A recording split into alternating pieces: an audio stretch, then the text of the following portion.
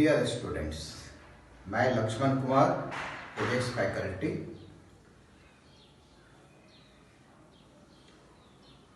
Dear students, मैं Laxman Kumar, physics faculty आप लोगों के लिए करंट इलेक्ट्रिसिटी के नए कंसेप्ट लेकर आया।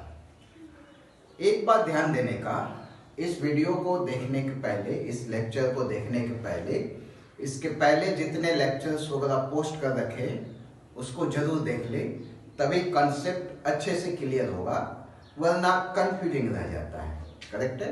हम लोग कंसेप्ट भी समझेंगे और कैलकुलेशन पावर को भी समझेंगे नेक्स्ट पॉइंट के आधार पे। लास्ट टाइम पे सीरीज पैरेलल कॉम्बिनेशन पढ़ चुके थे, अब हम लोग पढ़ेंगे करंट एंड वोल्टेज डिस्ट्रीब्यूशन। सबसे पहले बात करते हैं करंट डिस्ट्रीब्यूशन का।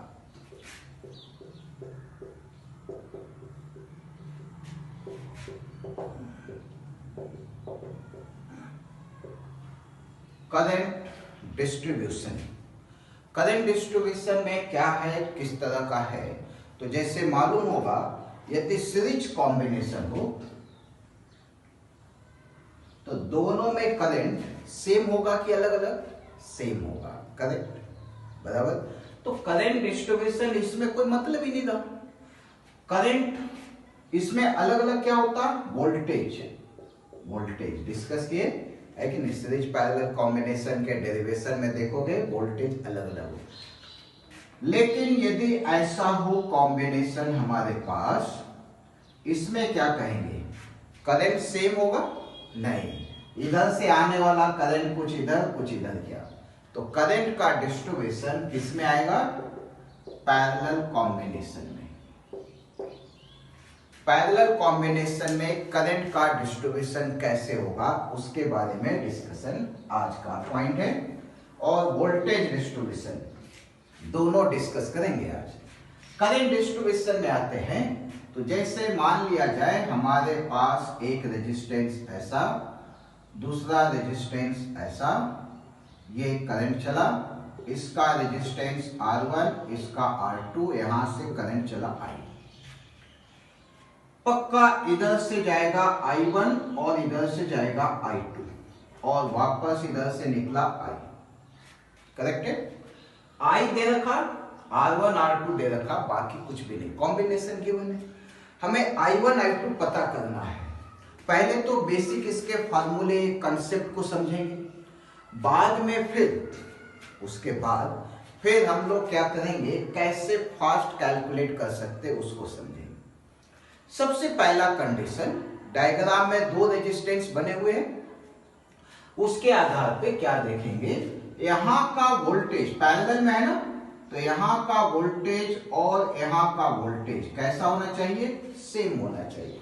पैरेलल कॉम्बिनेशन में वोल्टेज हमेशा सेम होता है। कोई भी कैसा भी कॉम्बिनेशन हो, किसी भी तरीके का हो, पैरेलल यदि है तो दोनों, तीनों, चारों, पांचों सभी पे क्या होगा? वोल्टेज इक्वल आएगा। यह है पैरेलल कॉम्बिनेशन का मेन पॉइंट, वोल्टेज। यहां वोल्टेज सेम है, वोल्टेज सेम है तो हम लोग क्या लिखेंगे?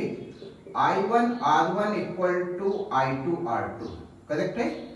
यहां का वोल्टेज I1 R1, यहां का वोल्टेज I2 R2 सेम, तो I1 I2 में रिलेशन आ गया। दूसरा, I इक्वल टू कितना है? I1 plus I2। करंट जो है ये दोनों जगह डिस्ट्रीब्यूट हुआ, तो ऐसा लिख सकते। अब यहां पे वैल्यू लिखे तो I1 रहने देते हैं, I2 को इधर से बदल लेते, I1 R1 by R2। I1 common ले लिए, 1 plus R1 by R2, I1 आ गया। So this is I1, I इधर ले लिए, सिंप्लीफाई करेंगे R2 upon R1 plus R2। ये सिंपल कैलकुलेशन, इसके आधार पे फाइंड कर सकते। सिमिलरली I2 कैसा लिखेंगे? सब स्क्रिप्ट चेंज करना है, नोटेशन वगैरह सब सेम है। I या फिर I2 यहां से लिखो तो I1 R1 बाई R2, मतलब I1 में R1 बाई R2 से मल्टीप्लाई करो, R1 by R2, R2 cancel, R1 बचेगा। वही चीज लिखेंगे I सब स्क्रिप्ट चेंज कर दो तब भी आंसर बन के आ जाता है I2। ये हुआ। खास बात यह है कि इस कैलकुलेशन में 2 रेजिस्टेंस हो तो सही बन गया, अब 3 रेजिस्टेंस हो तो कैसे लगाएंगे, ये कंसेप्ट तो काम करना मुश्किल लग रहा। अब मान लो 3 हो, है कि नहीं, जैसे इसी में एक और रेजिस्टेंस लगा दे कहीं पे, कहाँ लगाए समझने के लिए, मान लो इधर ही लगा दिए और यहाँ से I3 जा रहा हो तो यहाँ पे लिख सकते ये R3 हो गया। अभी डिटेल में डिस्कस करेंगे, अभी समझ लें, और इधर लिख देंगे प्लस I3 ऐसा। अब इसको चेंज करना है तो I है I1 रहने दो, I2 को I1 में बदलो, I3 को भी I1 में बदलो, फिर सिंप्लीफाई करो, लेंदी कैलकुलेशन। देखो स्टूडेंट्स, 3 रजिस्टर लगा दिए, करंट इधर से जा रहा है, पक्का वोल्टेज सभी में क्या होगा, इक्वल होगा। क्यों? क्योंकि पैरेलल कॉम्बिनेशन है। अब 3 हो, 4 हो, 5 हो, 2 हो, जितना भी हो उन सभी को सॉल्व करना हो, है कि नहीं, तो क्या करेंगे, इसका इक्विवेलेंट पता कर लो। यानी कि एक नया डायग्राम बनाए तो ऐसा बना सकते, R इक्विवेलेंट लिख लिए, करंट I जाएगा यहां से, पूरे का 1 लिख लिए, इधर करंट बाहर और वोल्टेज भी, वोल्टेज तो वही रहेगा, वोल्टेज इक्विवेलेंट में हो, सप्लाई वोल्टेज वही रहता है। जैसे कॉम्बिनेशन का ध्यान में होगा, ऐसा कॉम्बिनेशन लिए, यहाँ पे वोल्टेज लगाए, इधर का R1 इधर का R2, तो ये भी वही भी, तो इन दोनों का भी वही है, तो इसीलिए इसका सभी का V है, तो इक्विवेलेंट भी कितना होगा, V के इक्वल ही होगा। अब बात करते हैं कि हम लोग I1 I2 I3 कैसे पता करें, तो R इक्विवेलेंट पता कर सकते कि नहीं, so simple, 1/R1 1/R2 1/R3, जैसा भी कॉम्बिनेशन, मतलब कितने भी रेजिस्टेंस हो, इक्विवेलेंट बहुत आसानी से पता कर सकते। पढ़ में रखे पैरेलल कॉम्बिनेशन का इक्विवेलेंट, और सिंपल कॉम्बिनेशन भी है ये, आसानी से हम लोग कॉम्बिनेशन का इक्विवेलेंट पता कर सकते। अब देखो क्या लिखेंगे, V = I R equivalent, correct है, कौन सा R इक्विवेलेंट मालूम, I क्वेश्चन में दे रखा है, तो V कैसा हुआ मालूम हो गया। अब वोल्टेज मालूम हो गया, अब यहां पे लगाओ, सो I1 = V/R1 है, यानी कि कितना लिखेंगे, और लिखो I1, V के जगह ये लिखेंगे R equivalent by R1 into I, this is I1। I2 लिखना हो इधर लिख लेते, I2 = यहाँ का वोल्टेज, यहीं का रेजिस्टेंस, V कितना है, IR equivalent, so I2 = R equivalent by R2 into I, हो गया। I3 पता करना है, क्या लिखेंगे, V/R3, V कितना है उसको लिख लिए, तो यहां लिख लेते I3 = R equivalent by R3 into I, ये हो गया I3। सिंपल है ना, बहुत सिंपल। तो ऐसे कितने भी रेजिस्टेंस रहने दो, सिंपल इक्विवेलेंट पता, इसमें मालूम है R इक्विवेलेंट मालूम है, I दे रखा, R3 पता करो, तो R equivalent by R3, R equivalent by R1, R equivalent by R2, यही रूल है। और इसके आधार पे इक्विवेलेंट रेजिस्टेंस पता करो, हर जगह का करंट आसानी से कैलकुलेशन में आ जाता है, करेक्ट है, नोट कर लो इसको। अब आते हैं फास्ट सॉल्विंग मेथड, किसका, करंट का। 2 रजिस्टर के केस में, 2 रजिस्टर का कंडीशन हो तो फास्ट कैसे सॉल्व कर सकते हैं उसका, वो तो कैलकुलेशन के आधार पे था, 2 का पता कर लिए थे, है किस तरीके से करना है। तो देखो I1 R1, ये भी मेथड डिस्कस कर रहे है कि नहीं, कैलकुलेशन नहीं कर रहे, कैलकुलेशन जब करने का होगा तो अप्लाई कैसे करेंगे फास्ट, उसका भी कंसेप्ट समझ लेते, फास्ट किस आधार पे होता है। I1 by I2 is equal to R2 by R1। मतलब इन दोनों करंट का रेशियो जो है रेजिस्टेंस के उल्टा रेशियो के बराबर होगा। रेशियो फ्रैक्शन, ये 5 ओम, ये 10 ओम, ये 5 और ये 10, मतलब रेजिस्टेंस का रेशियो 1:2। करेक्ट है। तो करंट का रेशियो उल्टा 2:1, ये 2 और ये 1, 2:1 होगा करंट का रेशियो। रेजिस्टेंस का रेशियो 1:2, जस्ट उल्टा होता है। तो जस्ट उल्टा है, ये मालूम हो गया। I कितना है? I1 plus I2। करंट जो है इन दोनों के समेशन के बराबर है। करेक्ट है। तो हम लोग अब अटेम्प्ट कैसे करेंगे उसके बारे में देखो।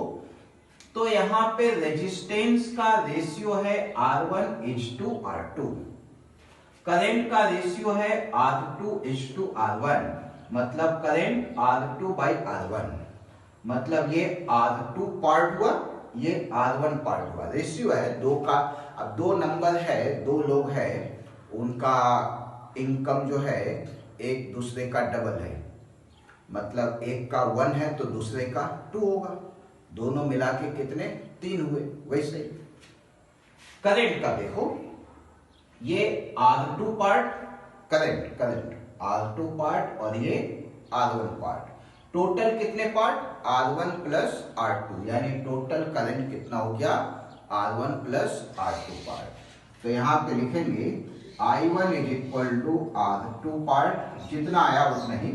सिंप्लीफाई करने के बाद I2 equal to R1 part, उल्टा चलता है भी ना। जिसका कम रेजिस्टेंस होगा उसमें ज्यादा करंट जाएगा। तो ये कम रेजिस्टेंस, ये ज्यादा रेजिस्टेंस, तो इसमें ज्यादा करंट, इसमें कम करंट, उल्टा चलता है। करेक्ट है। अब जब उल्टा चलता है तो उल्टा ही रेशियो आएगा। और क्या लिखेंगे? I is equal to R1 plus R2 part. I कितना है? R1 प्लस R2 पार्ट के बराबर है। आगे इधर लिखते तो 1 पार्ट कितने के इक्वल हुआ? 1 part is equal to I by R1 plus R2। I equal to इतना पार्ट, तो 1 part I by R1 plus R2। So R2 part कितना होगा? R2 पार्ट ये है, R2 पार्ट इक्वल टू, ये 1 पार्ट इतना है तो R2 पार्ट को क्या लिखेंगे? I by R1 plus R2, this is equal to I1। R1 part कितना होगा? तो R1 पार्ट लिखना है तो R1 into I by R1 plus R2 is I2। ये जो मेथड कैलकुलेशन का यूज कर रहे हैं, ये सिर्फ इसके लिए नहीं है, कहीं भी लगा सकते हैं। और बहुत सारे चैप्टर्स में ये मेथड, रेशियो का मेथड लगाना भी पड़ता है। करेक्ट है। इसको नोट कर लो, कॉन्सेप्ट समझ लिए। अब कैलकुलेशन में कैसे अप्लाई करते हैं उसको समझना जरूरी है। ये पॉइंट्स वगैरह ध्यान रखने का। दोनों का वोल्टेज सेम है, इसीलिए लिखे R1 equal to I2 R2। I1 by R2 is R2 by R1, मतलब I1 हुआ R2 पार्ट, I2 हुआ R1 पार्ट, I हो गया R1 प्लस R2 है, दोनों का समेशन है। 1 पार्ट का वैल्यू पता कर लिए, R2 पार्ट का वैल्यू पता कर लिए, R1 पार्ट का वैल्यू पता कर लिए, हो गया करंट। ये सोचने में पहले वाले मेथड से लेंदी लग रहा होगा, उसमें फार्मूला याद रखना पड़ता, इसमें कंसेप्ट याद रखना पड़ता। उसमें फार्मूला याद रखो, लिख के कैलकुलेट करो। यहाँ पे बहुत बार बिना लिखे कैलकुलेट कर सकते। कैसे?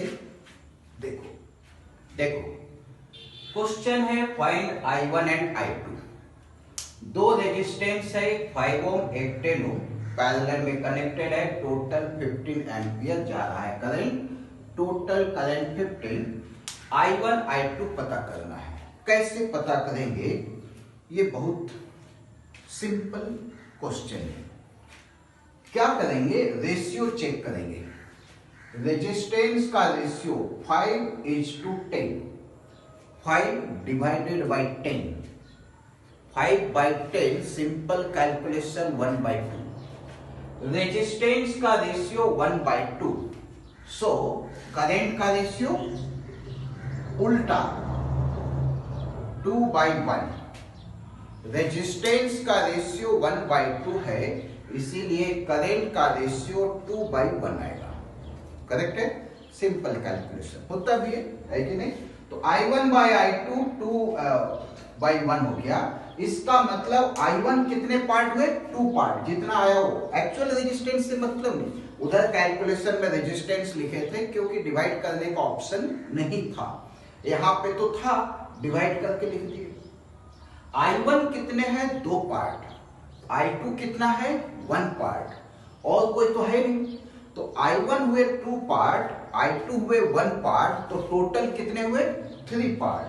तो I इक्वल टू हो गया 3 पार्ट। तो 1 पार्ट कितने के इक्वल हुआ? 3 part is 15 ampere. I and 3 A part. तो 1 पार्ट कितना हुआ? 5 एम्पियर। 1 part 5 ampere. तो I1 कितना है? 2 पार्ट है, तो 2 पार्ट मतलब कितना हो गया? 10 एम्पियर। I2 कितना है? 1 पार्ट, यानी कि कितना? 5 एम्पियर। ये तो लिखे समझने के लिए, बाद में अपना कंसेप्ट वगैरह रिवाइज करना हो तो उसके लिए, अदरवाइज डायरेक्ट रेजिस्टेंस का रेशियो 5:10 मतलब 1:2। सो करंट का रेशियो उल्टा 2:1। यहाँ पे 2 पार्ट, यहाँ पे 1 part, total 3 part. 3 part is 15 ampere, so 1 part is 5 ampere. 1 part is 5 ampere, यहाँ पे 2 पार्ट, सो 10 एम्पियर, यहाँ पे 1 part, so 5 ampere. Simple, oral, no calculation required है। दूसरा क्वेश्चन देखो, सेकेंड क्वेश्चन भी इसी तरीके का है जैसा अभी डिस्कस की। 2 रेजिस्टेंस है, एक 6 और दूसरा 4। तो रेजिस्टेंस का रेशियो 6:4, 6/4 मतलब 3/2। यहां पे लिख लो थोड़ा सा, I1/I2 इक्वल टू 3/2, भूल न जाए। मतलब I1 कितने पार्ट हुए? 3 पार्ट। I2 कितने पार्ट हुए? 2 पार्ट। टोटल कितने पार्ट हुए? 5। 5 पार्ट मतलब कितना current? 25। 5 part means 25, so 1 part is 5, 25/5। 1 part यदि 5 है तो I1 कितना?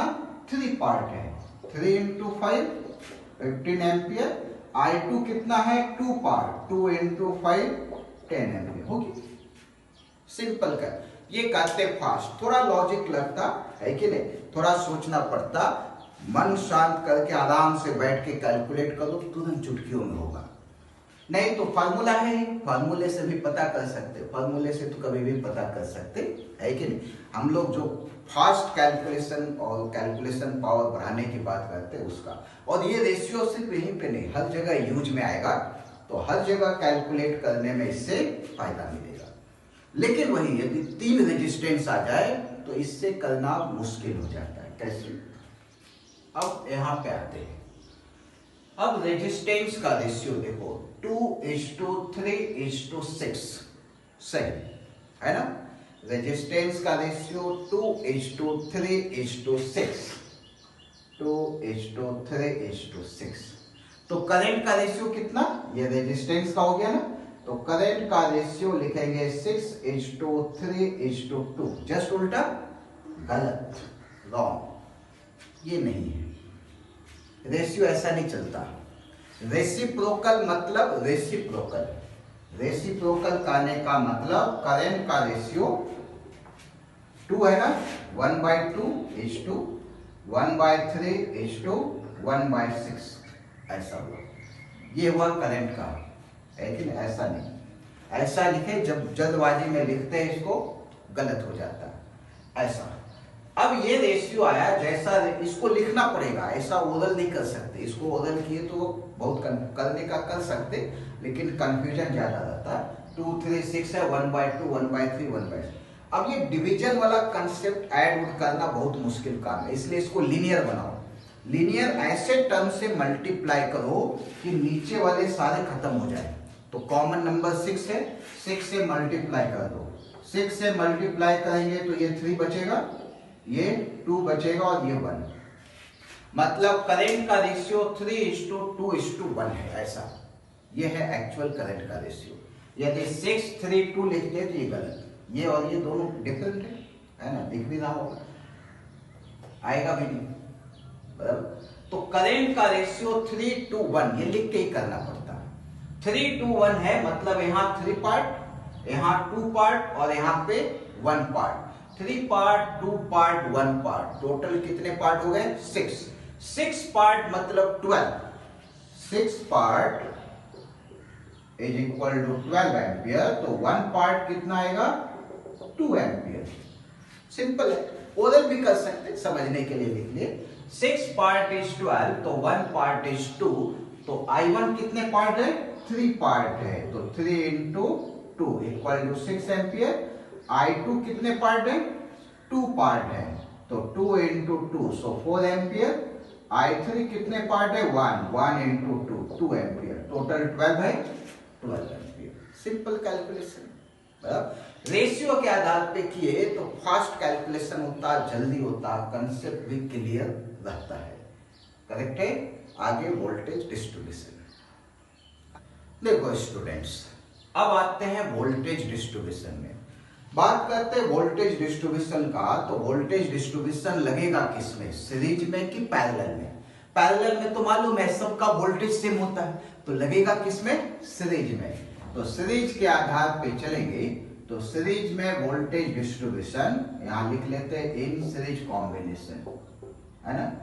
2 रेजिस्टेंस लेके डिस्कस करते हैं, बाद में जैसा होगा वैसा चेंज कर।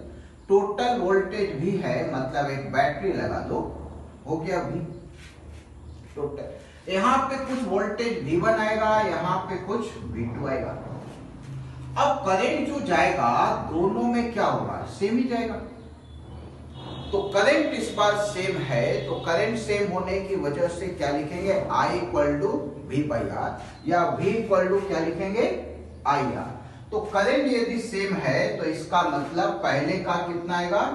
V1/R1 is equal to V2/R2, यानी कि V1/V2 किसके equal? R1/R2। Same ratio. Voltage का जो रेशियो है, रेजिस्टेंस का जो रेशियो है, वोल्टेज का भी वही रेशियो आता है। और करंट में क्या होता? उल्टा। रेजिस्टेंस का जो रेशियो है, करंट का रेशियो उसका उल्टा रहता है। करेक्ट है ना? इसमें सेम और उसमें उल्टा। V1/V2, अब V पता करना है, V1/V2 पता करना है, तो V equal to V1 plus V2। उसी तरीके से जैसे पिछली बार डिस्कस किए थे, कोई एक टर्म हटा दो, तो V1 रहने देते हैं, V2 का वैल्यू पता करना चाहे तो कितना लिखेंगे? R2/R1 V1। V1 कॉमन ले लिए, इधर देखो V equal to V1 1 plus R2/R1, यानी कि V1 R1 प्लस R2/R1। तो V1 कितने के equal? R1/R1 plus R2B। Similarly V2 क्या लिख सकते? R2/R1 plus R2 into B। सब स्क्रिप्ट चेंज करना है, V1 V2 है, सेम ही है। रेशियो के आधार पे भी देखेंगे तो आसानी से R1 हट के R2 आ जाएगा, डायरेक्ट लिख सकते। करेक्ट है, नोट कर लो। अब बात करते हैं फास्ट कैलकुलेशन। इसमें रेशियो के आधार पे कैसे? तो देखो V1 कितना है? R1 पार्ट, वही है, सारा कॉम्बिनेशन है V1 R1, बाकी सब सेम है, रेशियो वैसे ही लिख रखे। तो V1 R1 पार्ट हुआ, V2 कितना? R2 पार्ट हुआ। तो V जो है V1 प्लस V2 होता, मतलब क्या लिखेंगे? R1 प्लस R2 पार्ट, दोनों मिल के आएगा। तो V का वैल्यू R1 प्लस R2 दोनों के कॉम्बिनेशन के इक्वल हो गया। तो 1 पार्ट किसके equal? 1 part is V/R1 plus R2। 1 part पता कर लिए। R1 पार्ट किसके इक्वल बराबर होगा? तो इसमें R1 से मल्टीप्लाई कर देंगे, किसमें? इसमें। ये किसका हो गया? V1। R2 पार्ट कहने का मतलब किसका हुआ? R2 से मल्टीप्लाई कर दो इसमें, R2/R1 plus R2 into V, मतलब कौन सा हो गया? V। ये पार्ट के आधार पे।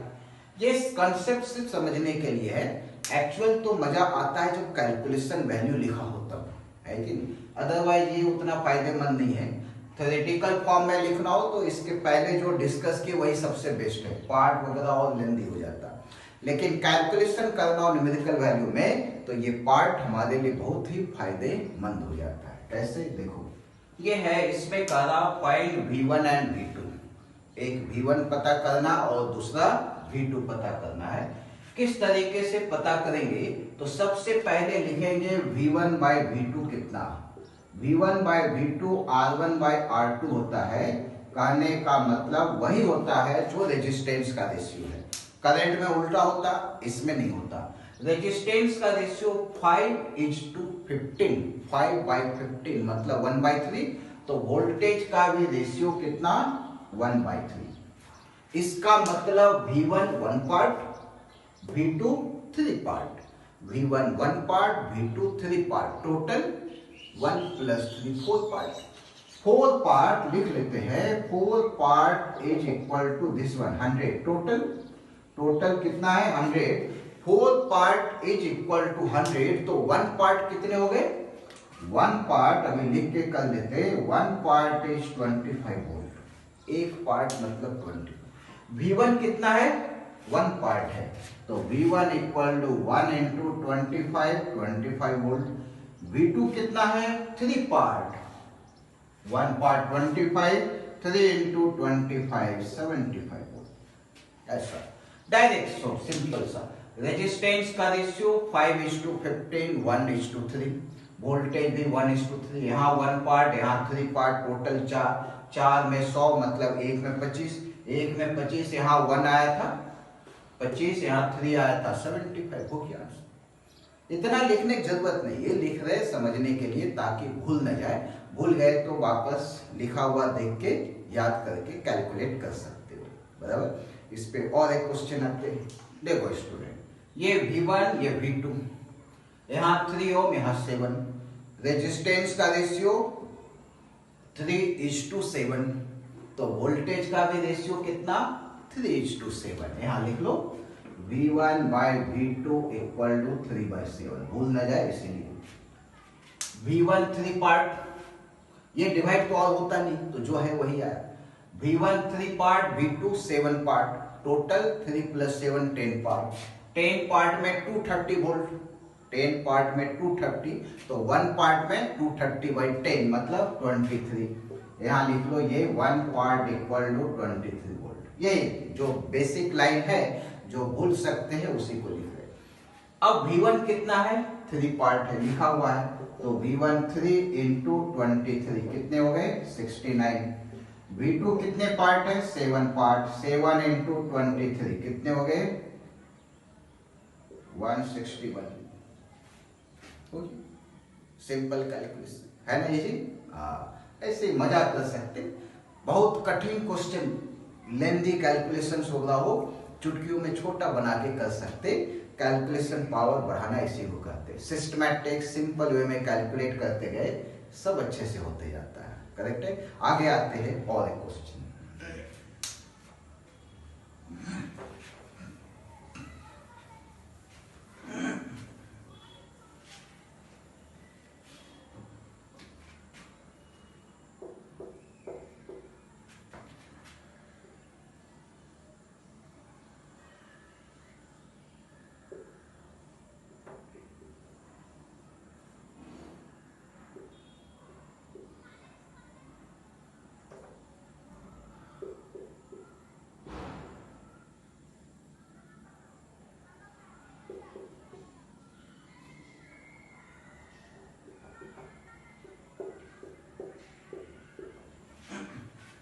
देखो इस बार 3 रेजिस्टेंस है, एक रेजिस्टेंस 4, दूसरा 6 और तीसरा 10।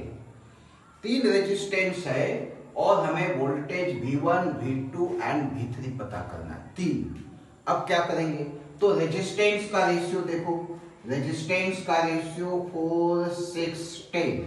इसका मतलब क्या हो, और सिंप्लीफाई करेंगे, 2 से डिवाइड कर दो, 2, 3, 5। एक्चुअली वोल्टेज का क्या होता है? V प्रोपोर्शनल टू R, जैसा रेजिस्टेंस वैसा ही वोल्टेज होता है। मतलब वोल्टेज का भी कितना 2, 3, 5, ये V1, ये V2, ये V3, ऐसा ही है ना। 2 पार्ट, 3 पार्ट, 5 पार्ट, ये 2 पार्ट, ये 3 पार्ट, ये 5 पार्ट, टोटल कितने पार्ट? 10 पार्ट। 10 पार्ट मतलब कितने? 60 वोल्ट। तो 1 पार्ट कितना हो गया? 1 पार्ट, 10 पार्ट में 60, तो 1 पार्ट मतलब 6 वोल्ट, करेक्ट है। 10 पार्ट 60, तो 1 पार्ट 6 वोल्ट।